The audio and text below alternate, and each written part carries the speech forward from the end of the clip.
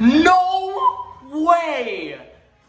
This is a first! And this was made on January 11th, 2017. What even the heck is this? It's definitely a rebadged FastDry, but boy, oh boy. Struck titanium.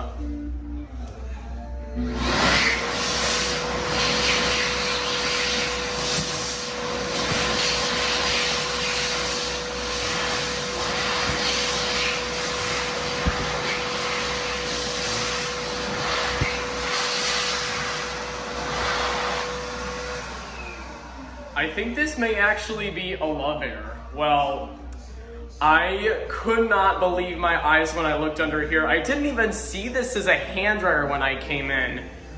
No actual way. What a way to cap off 2022.